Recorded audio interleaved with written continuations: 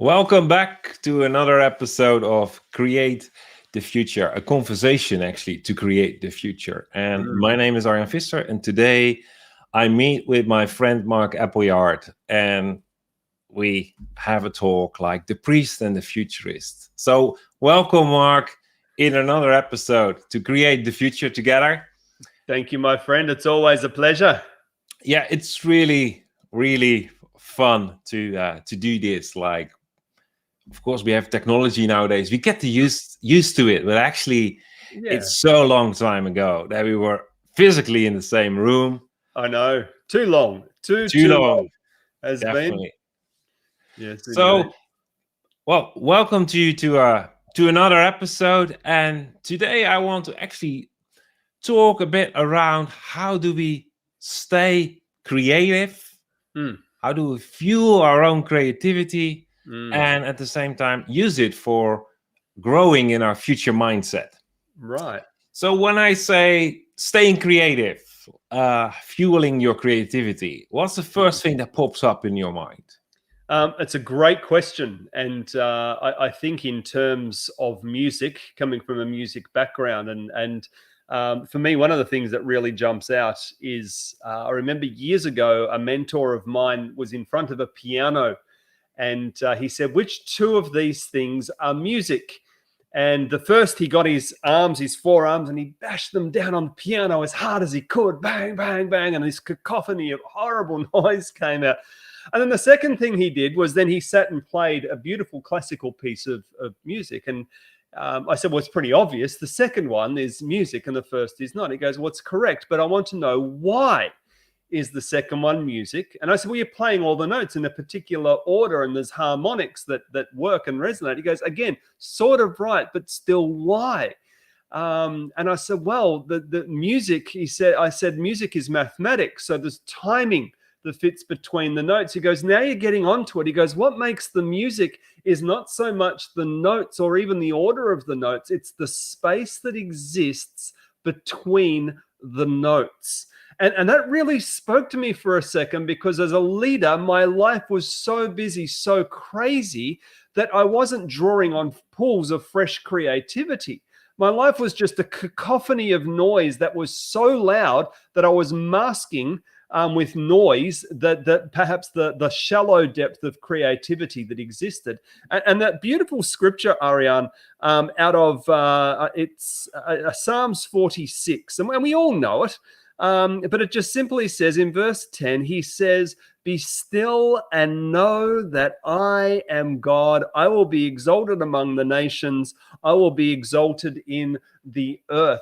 Being still and building a rhythm of life that creates space between the activity or space between the notes. Helps me to develop a rhythm of well digging. So I've got deep places to draw from to remain in a creative space and to remain refreshed. So for me, that's the first thing that comes to mind. Well, this week we shifted our attention from the boardroom to the classroom. So actually, I'm currently involved, not with men and women in nice suits and clothes, but with school children, like age 4 to 12. Now, is that just so people know, that's in the Maastricht area? Is it in? Yeah, that's in the Maastricht area in the Netherlands, and so it's our home base, but it's so fascinating because actually what we are doing is actually helping these kids to find out that creativity comes from the inside. Everyone is creative, and it's an expression of identity. So by helping them to have their unique creative expression and using language to actually speak up about what they found out, what brilliant idea they're creating, we just help them to actually have the first steps into start to listen to the inside. And so when you say space and be still, then I also think that's also how creativity flows from the inside.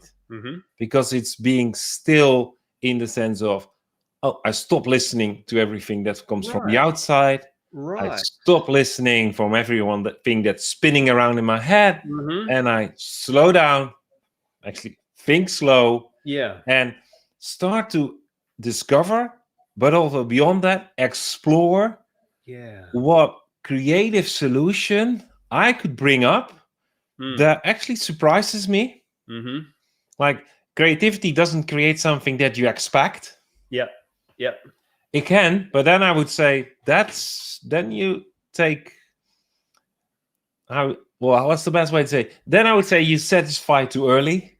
Then you satisfy with something like a creative expression, an artist expression of something Right. in a reproductive state. But Mhm. what if it surprises you when you Yeah. have radical new thoughts? And that's true creativity right there. Radical new thoughts. I love that definition. If someone was to ask me what is creativity, I think you've just nailed it right there. It's radical new thoughts. It should take down the walls of the boundaries. And we just spent some time with some friends just now, and my friend was saying about, we're talking about the box. And in the mindset, and those who don't know, Julie and I several years ago made a shift in terms of the model of ministry away from a box type ministry within a church to taking those boundaries down and totally decentralizing. And what did they do? It was a radical new thought that gave us a new expression of our creativity that's continuing to be expressed to the point we're building a studio again after this call and some other things today. I'll be back up there building some more, creating again because of radical new thinking. And I think that's a great way of saying it. The radical new thought is an expression of, or a definition of what creativity is. Yeah, and I would say now the experience that I have over the last couple of years to facilitate people in the boardroom and also in the classroom to develop actually the creativity skills that are needed for this radical new thoughts, radical solutions, and actually true innovation. Which the easy definition is it's a creative solution. So out of the radical thought comes a creative, unique solution that adds value. Then you could say it starts to move to innovation. Is that most people stop with brainstorming. We call it brainstorming, like throwing new ideas. But the ideas need to be new, like radical thoughts, not just repetition of brilliant thoughts. No, new, radical, brilliant thoughts. And actually, that thinking as a box, we tend to say, like, you have to think out of the box. But thinking out of the box without a tool is nearly impossible. We have this show on Dutch television, January, where it's like 10 players, and one of them will be the winner at the end, and one is actually the mole in the whole thing. So, and everyone, like, maybe it's the most popular show we have on Dutch television. Everyone has their favorite saboteur in it. But then you end up in a tunnel that you see always the behavior of that person that you focus on actually confirm your beliefs. And that's with the mindset. We don't have a mindset 360. We have our own tunnel. Great illustration. So when we are in a box and we start brainstorming and saying brilliant things, we actually redecorating the box from the inside. And I think there's a key point. And it was a really great opportunity to reflect with my friend this morning a little bit, because he was explaining a little bit about what Anathan is and how we do it. But I realized for me in that conversation that we no longer think outside the box. We literally got rid of the box. Because if in my mind a box still exists, then I'm always tempted to go back to the box and then think I'm out of the box when, just as you said, I'm still in the box and I've just redecorated the box. But in order for me to be a leader that's a catalytic leader that lives from a place of constant creativity, our survival depends on us being creative. Anathan, you know that about us as well as I do. Our survival is dependent upon our creativity. I cannot afford to build a box. I have to have no box in order to stay that creative, on the cutting edge of creativity. In fact, there's three things that happen.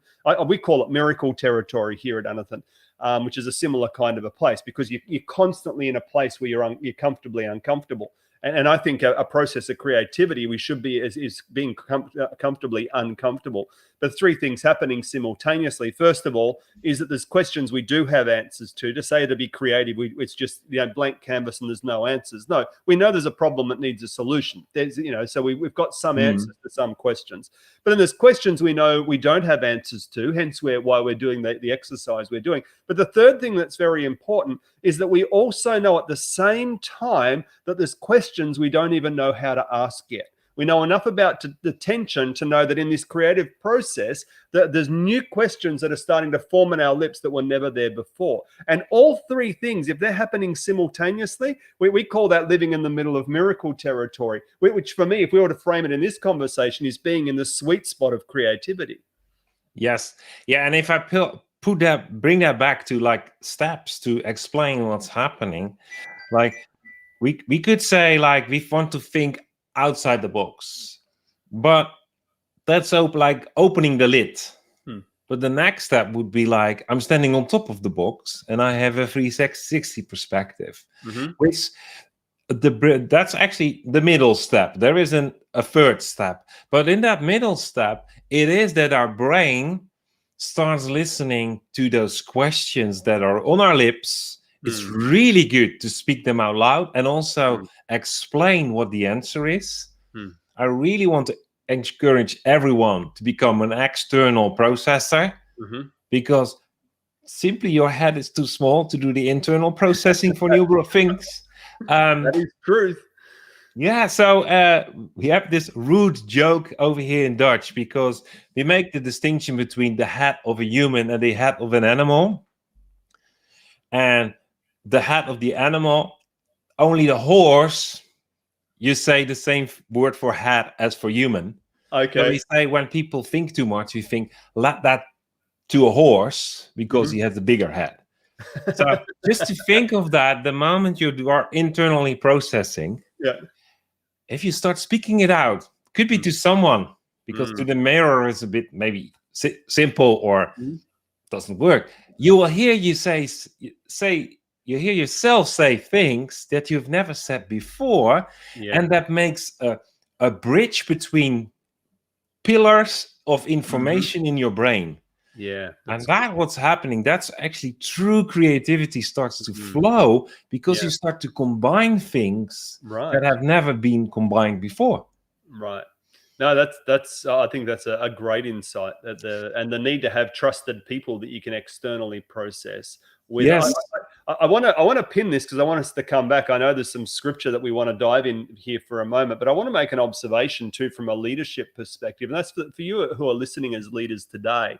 Around and why I asked, I already knew the answer to the question of whereabouts they were doing their training at the moment. It's really in their backyard. I mean, it really is right near where they are. There's a key leadership principle that's being modeled by Ariane and Sasha right now, and that is that to have an authoritative voice beyond the boundaries and parameters of where you live, you need to be doing what you do within the boundaries and parameters of where you live.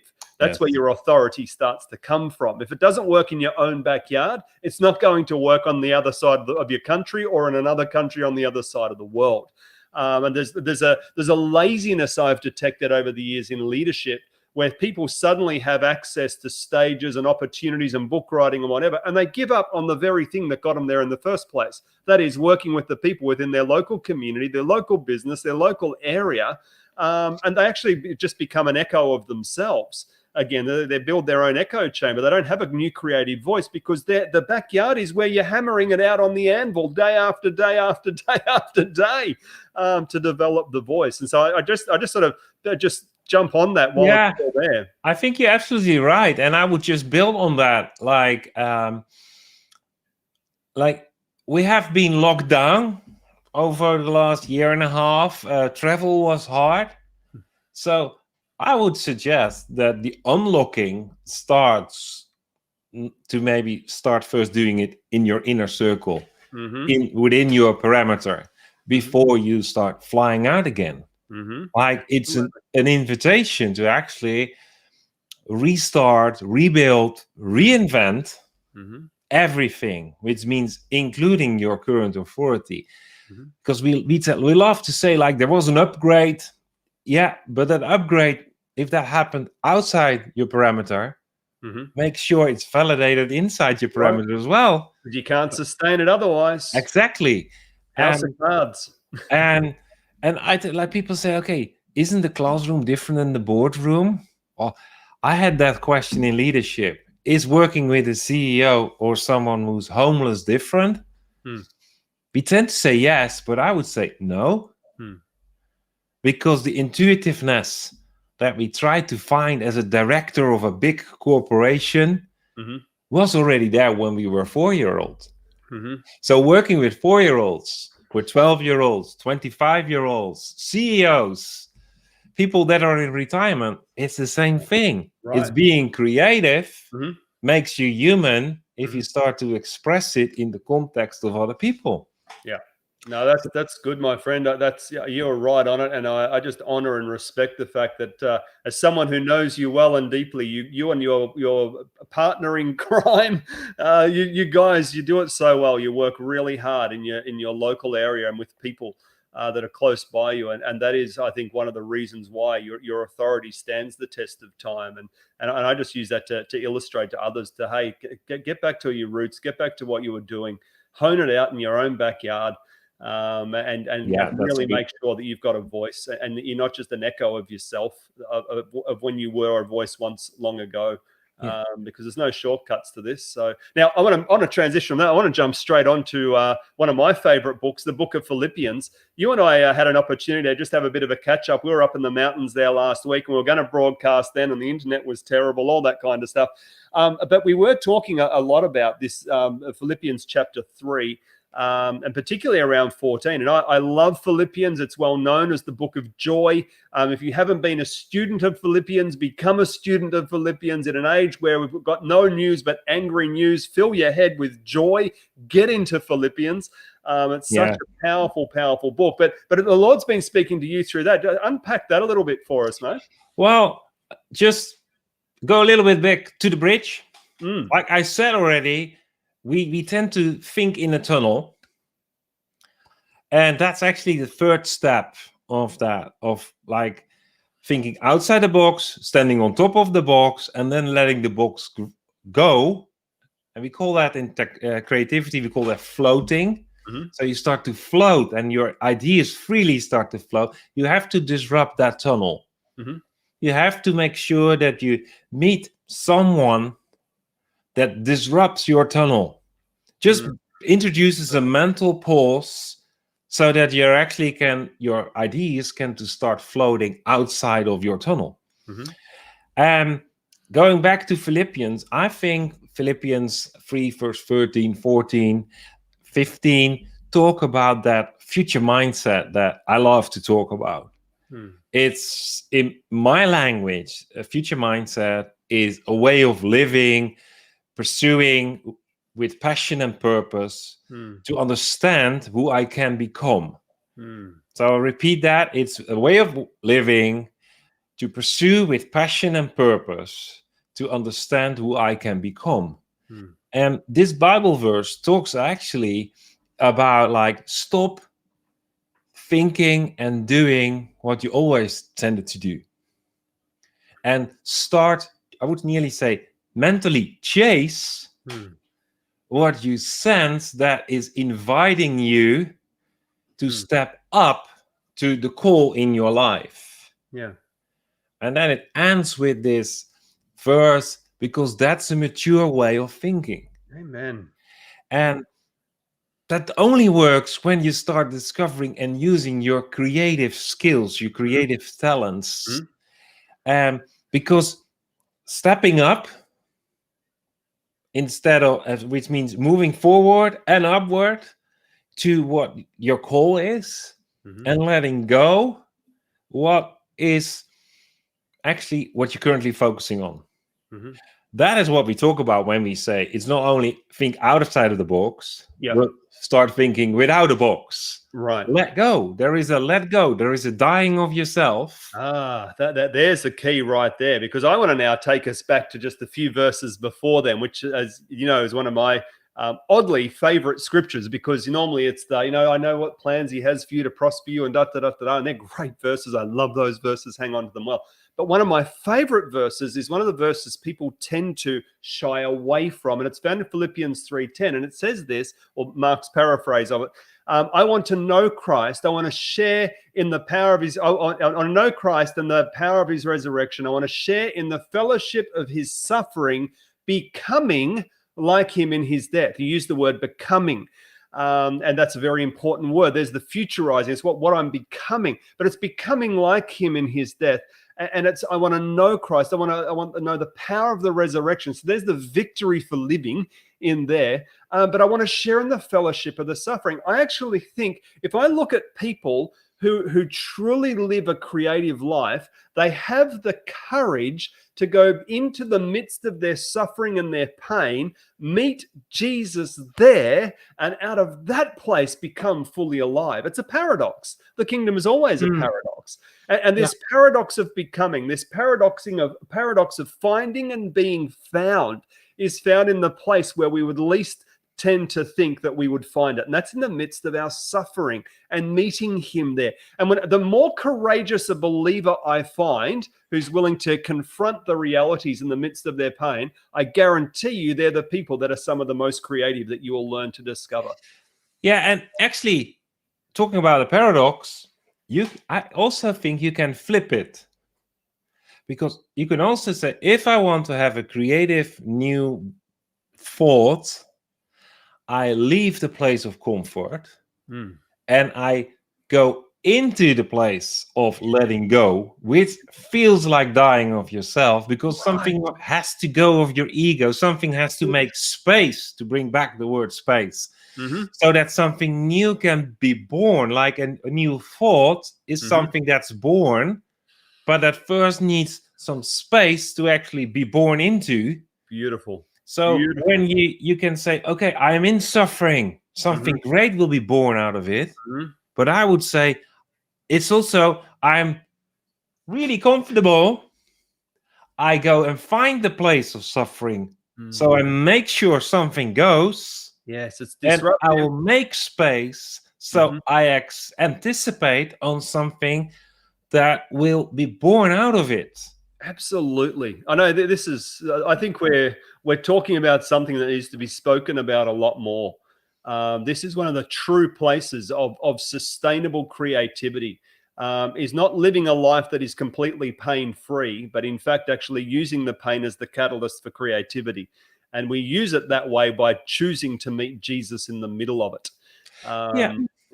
And there is the dying to self. I love the way you put that. There is the because you have to, because the Mark I know prefers not to have suffering. The Mark I know hates going into places of pain. But I also know the Jesus I know who says I can meet him right there. Yeah, and Jesus, which is my source of life, and for those who watch and have another source of life, it is the fact that that new thing is born out of your source of life. Yeah. And it's where peace creates identity, new creativity flows, radical thoughts come.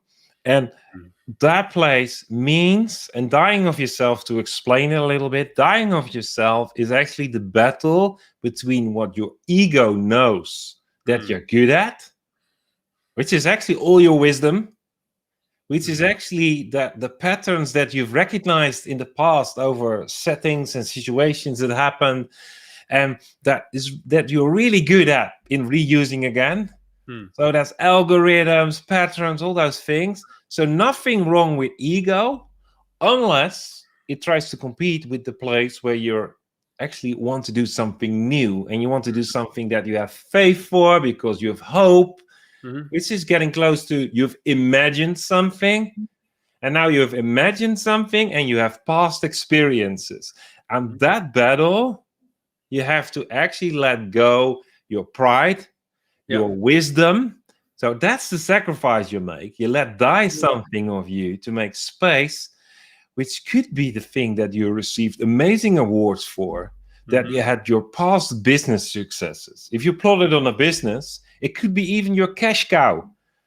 But your cash cow in your business holds you in the place of the past, That's which true. is good for a season. But if you have really big dreams and faith for amazing business adventures, then maybe you have to, what we say in Dutch, you have to kill the chicken with the golden eggs. Right. That's it. Because we want to live on an S curve, not a bell curve. Exactly. And, And that's what we mean when we talk about dying. That's right. And that teaching the Lord gave us about faith, spelled RISK, and recognize change is coming, identify the scope of the change, step in and activate the change. Kingdom favor, new kingdom favor to steward and manage, but get ready because the next lot of R is coming. Recognize change is coming, and we go from glory to glory to glory. Instead of hitting the crest and then coming back down into that crash zone again. One of the things that I just want to pick up, because I know we're getting close on our time here, is it started with the conversation around the space between the notes, and I love the way you eloquently put about it. Within this space, that there's the creativity if we find the space. I challenge the thought these days more and more about time management. None of us are powerful enough to manage time. Time was here before Mark existed. Time's going to be here long after Mark exists. I'm not powerful enough to do anything about time. I can't stop it. I can't start it. I can't shift it. What I can do is I can do something about the space that exists within the time. And I think space management is a better place to put our focus and our energies than into time management. I think, like, if we talk about resources and managing our resources, then I would really say put a red line through time management. Like, I see it on every list. Oh, yeah. I need to manage my time. And I think, no, you're not. You need to manage your energy. And make sure your energy is spent on those things that are important. Exactly. And actually, you should stop doing what's urgent. And then go through the things that are urgent and see what things you have to let go because they're not important. And actually, they keep you in the place you don't want to be anymore. That's right. So time management, that's really an illusion. It is exactly right. And actually, I got that. I don't know who said that. Years ago, someone said, "If it breaks you up, don't make to-do lists. Just block a place in your calendar, and then make sure that you manage your energy. And it is what it is in that amount of time, and then move on to." So I stopped making to-do lists. It helped me. I know if I say to my wife, she said, "No, it's how I structure my brain." Right. Julie's the same. Yeah, I said, that works for you. For me, it freed a lot of frustration. Yeah. But in saying that, Julie also has mastery over her space. She will spend a good chunk of time most days of the week journaling. Whereas most people go, "Hey, look at the to-do list. You should be da-da-da." She go, "No, I have my to-do list and they're tasks that need to be done, but here's the space. And out of this place, my energy is being restored. My relationship this way is stronger. So now my relationships this way, when I am doing my to-do list and connecting with people, has got value and depth to them. The relationship this way is very, very strong." And so she manages her energy and her spiritual energy within her space, so that then when she gets out to do her to-do, she's got it and can do it with value. Yes. And I think that's absolutely right. And actually, I think that's where the true meaning of the word mindful comes into place, which is actually you're mindful of the space you have, and you fill that space with thinking slow. Yeah. So not in the rapid thinking, like the rat race or the hamster wheel is actually your thinking engine. Yeah. So step out of it, think slow, be mindful with your time, of the space. Yeah. And start listening to those radical, strange new thoughts. That's good. They could be a key to unlock bigger pictures of your imagination. And perhaps the biggest wisdom of the day is a quote from Lily Tomlin that said, "The thing about the rat race, whether you win or whether you lose, you're still a rat." Well, on that one, I think we close with saying, if there's anyone that has a thought, disagrees, supports, or whatever fancies a chat, reach out to Mark, reach out to me. If you Yes. can't get hold of one of us, then reach out to the other one and we'll make it happen. And we really invite you to connect, start processing things verbally. Yes. And if you are looking for a safe place to really make a priority of your personal development in this space, then use the invitation to join one of the mastermind group that runs on every Friday. The link is on the ticker box. And for those who listen to the podcast, it's businessrevivalists.com/mastermind, and just make use of the option to join one of the sessions and find out if that's the peer group, the peer-to-peer coaching community that will help you to start making this a priority. Yeah, it's good stuff. And feel free to reach out to us here at Anathan. You can go to anathan.co. There you can find out about a model of community that says there is no box.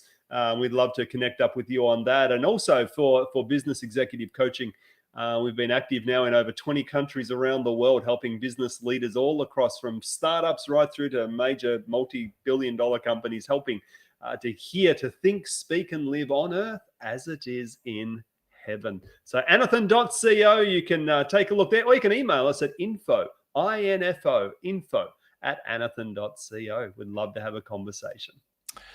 Thank you, Mark, for your time.